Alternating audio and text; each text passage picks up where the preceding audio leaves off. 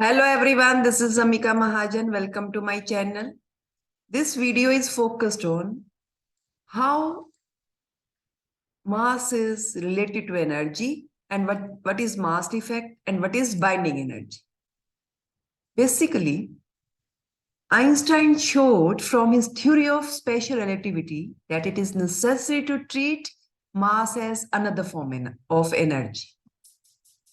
अब इस थ्योरी से पहले ये प्रेज्यूम किया जाता था कि मास और energy these are considered to be separate and these were conserved separately in a reaction. But Einstein ने ये शो किया कि मास एनर्जी की एक अनदर फॉर्म है, तो we can convert mass into energy और वाइस वर्सा, यानी मास एनर्जी को हम अदर फॉर्म्स में भी कन्वर्ट कर सकते हैं, जैसे काइनेटिक एनर्जी हो, या काइनेटिक एनर्जी को हम मास एनर्जी में कन्वर्ट कर सकते हैं। तो एक्चुअली मास को एक नई टर्म मिल गई, मास एनर्जी। अब उसने एक हमें फॉर्मूला भी दिया, mass energy relation, which is E equal to mc square. अब इससे क्या हुआ, relation between mass and energy मिला, और ये जो C है it is speed of light. जब हम m पुट करते हैं, जिसको हम 1 AMU ले लें, 1.6 इंटू 10⁻⁻27 kg के इक्वल होता है। वो ऑलरेडी पिछली वीडियो में हमने ये कैलकुलेट किया था।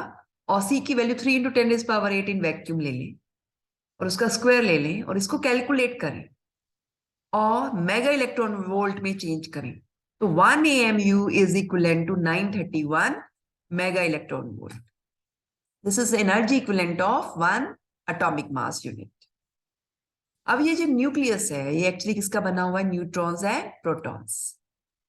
तो हमें क्या लगता है that mass of nucleus is equal to total mass of its individual constituents, यानी जिसका न्यूक्लियस बना हुआ है उनके टोटल मास को निकाल लो। जैसे ये प्रोटॉन का बना हुआ है, न्यूट्रॉन का बना हुआ है, तो टोटल नंबर ऑफ प्रोटॉन निकाल लो, उसको मास ऑफ प्रोटॉन से मल्टीप्लाई कर दो। इसी तरह से टोटल नंबर ऑफ न्यूट्रॉन्स निकाल लो, उसको मास ऑफ न्यूट्रॉन से मल्टीप्लाई कर दो और दोनों का सम ले लो।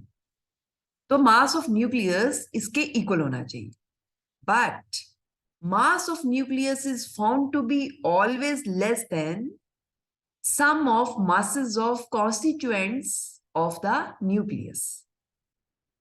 तो ये जो डिफरेंस इन मास है किसका, mass of individual protons and neutrons. एक तो प्रोटॉन और total number of neutrons calculate करके उनको मास ऑफ प्रोटॉन और मास ऑफ न्यूट्रॉन से रिस्पेक्टिवली मल्टीप्लाई करके सम ले लिया। तो ये जो मास है ये mass of nucleus as a whole, इन दोनों के डिफरेंस को क्या बोलते हैं, मास defect.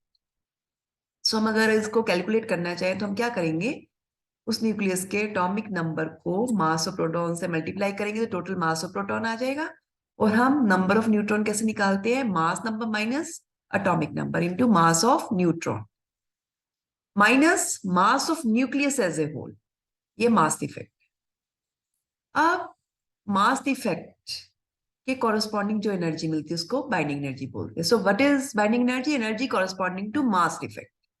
And what is binding energy, actually it is minimum energy required to break the nucleus into its constituents. Nucleus को उसके कॉन्स्टिट्यूएंट्स यानी प्रोटॉन और न्यूट्रॉन में तोड़ने के लिए जो मिनिमम एनर्जी चाहिए उसी को हम बाइंडिंग एनर्जी कहते हैं।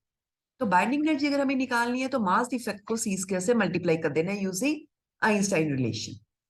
और मास डिफेक्ट हमें ऑलरेडी कैलकुलेट किया, इसको सी स्क्वायर से मल्टीप्लाई कर दिया तो हमारे पास बाइंडिंग एनर्जी आ। But more useful measure of the binding between the constituents of nucleus is the binding energy per nucleus, which is the ratio of binding energy of nucleus to the number of nucleons. Binding energy से ज्यादा important क्या है, binding energy per nucleon. ये कैसे मिलता है, binding energy को number of nucleon से क्या कर दो, डिवाइड कर दो। So we can think of binding energy per nucleon as the average energy per nucleon needed to separate a nucleus into its individual nucleons. Nucleus को individual nucleons में separate करने के लिए जितनी average energy per nucleon required है उसी को हम क्या बोलते हैं, binding energy per nucleon. Thanks for watching this video, like share subscribe my channel.